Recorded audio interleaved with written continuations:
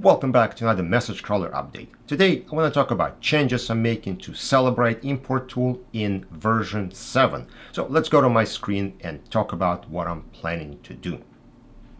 Alright, we have message crawler 7 here and we have processing profiles. So if I go into one of the profiles and scroll down to Cellebrite, I have a number of options here. So one issue with Cellebrite is that it's not very consistent with its exports. Different data types and different versions export things a little differently. And because of that, I had to make different options in version 6 to kind of compensate for that. I think Cellebrite's gotten a lot better and more consistent, so I want to make some changes in kind of global settings that will help us get more consistent and easy to use results. So one is I added something called skip recents. When you load Cellebrite XML file, there are fragments of messages and they're called recents. Kind of weird name, probably reason for it, but I've always been excluding them because they're always missing parts of metadata. They may not have body or they may not have something else. So they have never been useful to me. Now, if you do like forensic analysis or something like that, they're probably useful to you, but at this stage, when you convert into RSMF, you probably don't need them. So that's the option that I added to automatically skip recent items. The next option here, it says replace phone owner info with the one that's entered. So if I go to jobs, right, and I go to Cellebrite job and we're going to open a data source, we have this phone owner information, right? So we have name and number. And this is what we used to enter in the version 6, right? So that's kind of normal because the phone owner information isn't always present in the XML file. Well, what I've noticed in more recent imports is the phone owner information is present and it's been present more consistently. And what I wanted to do is to preserve it as much as possible. Now, there are arguments to be made both ways, because what happens is, let's say you're looking for text messages of a particular person. You say, I want to, find text messages from John Smith that he sent.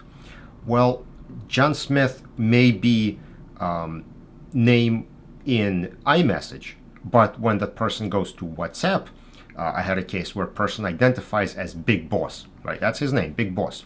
And all the messages that are sent by Big Boss. So if you don't know that John Smith is Big Boss, you will probably not going to find them if you look in the from column.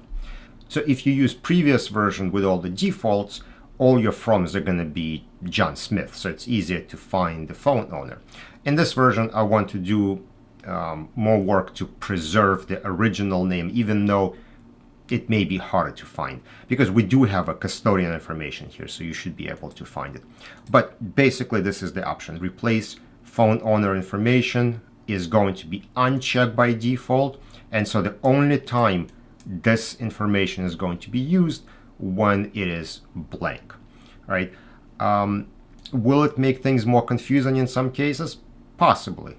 Will it make it more accurate as to how the data was? Yes.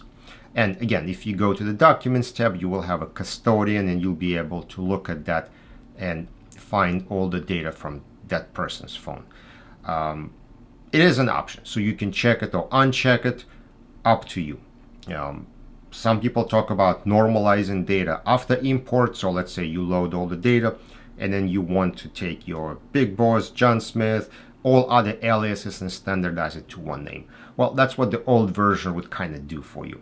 In this version, by default, it is not going to do that. And everything else here for Cellebrite is the same as the old version. Nothing really changed there. So my question to you, is this better? Try it, load some Cellebrite data, see what the results are, and let me know. Because I think this is a better way going forward. And I don't want to change the way version 6 is, because a lot of people rely on it to work in this specific way and it needs to be consistent. So I feel like by the time version 7 is live, Cellebrite will get their act together and that XML is going to be almost perfect. And well, will be able to have more accurate results that way. So those are my thoughts on Cellebrite and how I load in the data in version 7. Thank you for checking out this update. Let me know if you have any feedback on that, and I will see you on another video.